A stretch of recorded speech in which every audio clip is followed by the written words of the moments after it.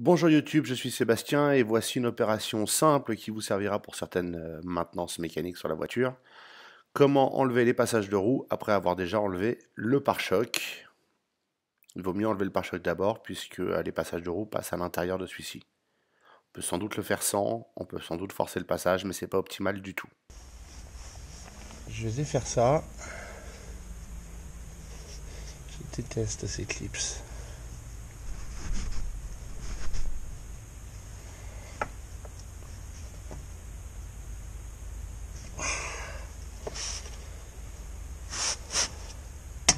Qu'est-ce qui allait pas avec les vis? Le concept d'une vis.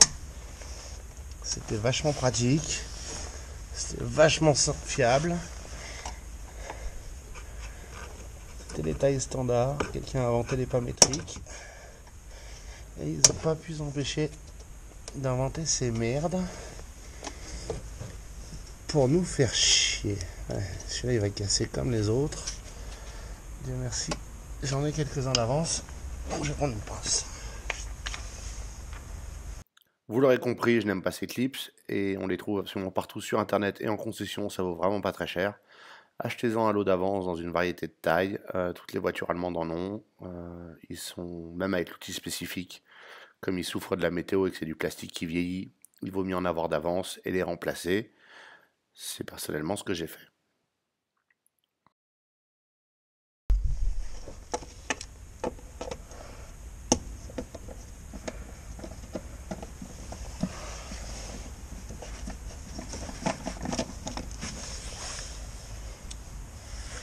Les bêtes écrous.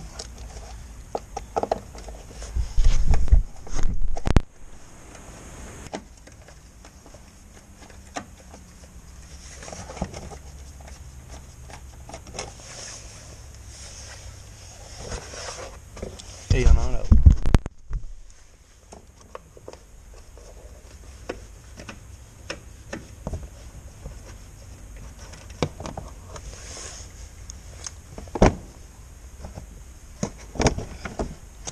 Voilà.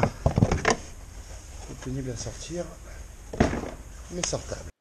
Et c'est exactement la même procédure de l'autre côté, il vous suffira d'inverser les gestes. Merci d'avoir suivi cette vidéo, j'espère qu'elle vous aura été utile et si c'est le cas, pensez à vous abonner et à la liker. Et puis pour les questions et les remarques, les commentaires sont là pour ça.